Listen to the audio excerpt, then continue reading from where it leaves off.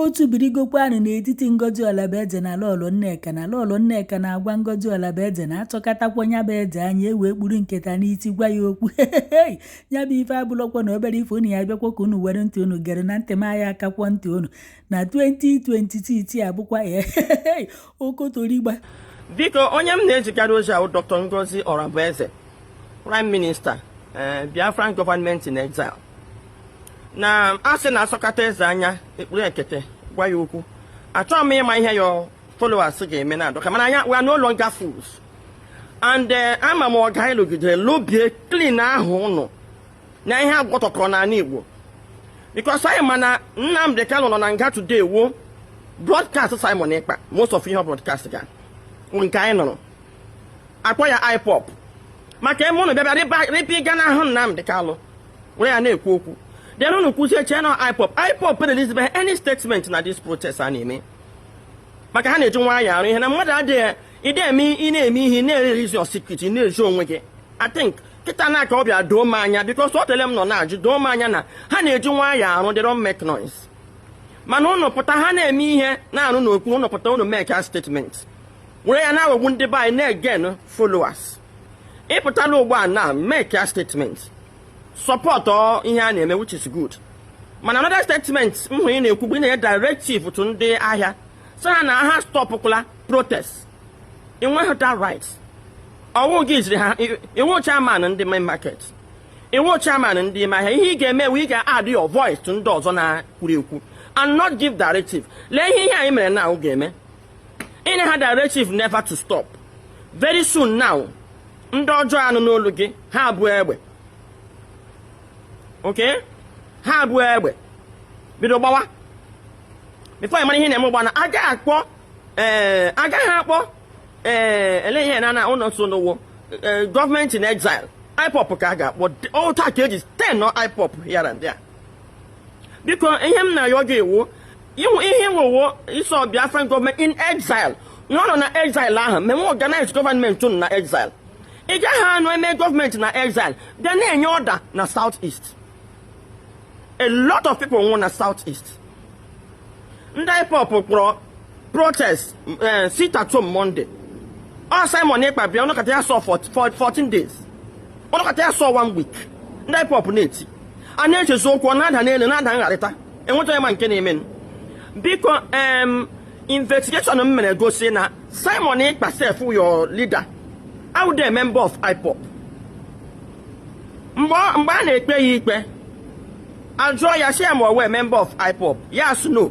Media ebo ya na chọọchị na odi na ya la IPOP. Eso m chọọchị chee na odi na ya na IPOP. Amaghị m na nwa amadi awụde a member of IPOP. He never reported with Radio Biafra. I'm not sure. Na onye ajọsụ nnọọ hijack ya take advantage of ghara ururu m na-eme na achọghị m ịgawa deep. Were bịazie ọ nọ n'ebe ahụ ya anya ọda. Even enwete mgbe kebara mara ahụ mgbe ọ si ebutela more tank 3. Anyị chekwa na-egwuregwu m na-aga somewhere na Nsụka road na-ele more than 40,000 highest bus. Bụrụ ndị amị that day ka m mara na Nsụka ka esi aga north. Bụrụ ndị amị na-enupụta m na-ajụ ndị amị ka osholie gịnị na-eme with tanks. Asasọ Simon Ekpa launch ala amount tank enwede ka launch enwe village ọsị ya na launch ihe ndị amị ga ha wure dia bulldozer chụchara anyị village. Ọ ya ka ndị mmadụ ji tụwa ya aka na ọ dị ka Nigerian government na-eyuzu o mee ka ọ trans enwekwa ihe ọ na-eme enwe ebe agbagburu ndị amị ya claim responsibility aga nwụ village ahụ. I think we've had enough of that bullshit. Dr. Ngozi Orabueze, biko iwu government in exile enye une directive or instruction here anyị nwe nọ n'ụlọ ọ gị lọta here sonye anyị n'ọrụ ka anyị ga-alọta ị ga-ama Lolo Nneka Chimete anọ m n'ụlọ na-eti iche ama m ihe anyị tigidere wee kilie ahụ unu niile wee nyopụta na federal government nke Buhari hijackere nonsense ahụ unu na-ekwu jide youth anyị sọ ka akwa gaa n'ụlọ akpụrụ youth gagbuo ihe egburu because ị na-enweta Biafra. Nnamdi Kanu si na ya chọrọ inweta Biafra peacefully and ESN na ori esowu iche nche n'ime ọhịa and ị na-ekwe aka na-ekwukwe n'ọnụ ọhịa ka ha nọ. Ọ na-abịa kwerigide ihe unu kwerigide ọsọ hakwala again akwụna hụrụ ka o si eme jento dị ya ahụ arịpụtakwala Soludo maka na ịma na abịa si chefuzie ihe butere sitatom butere ndị amị n'ụlọ nọ sitatom na ndị Igbo asị na ọ by force na afọ ọsọ ga ndị Igbo eji ekpekọka nnọọ ndị Igbo gbakwa nkịtị ka na ọ na-ada dia sitatom wee chefuo ihe kpọta ndị amị na oze mepesha business centers na be anyị ihe awụ ihe ndị gọvanọ anyị mere mgbe ndị gọvanọ anyị kpọtazi Asari dịkịbọ ọ nọ na-ekwuzi Asari na-egbu wee bozie ya IPOB just to blackmail IPOB and destroy IPOB.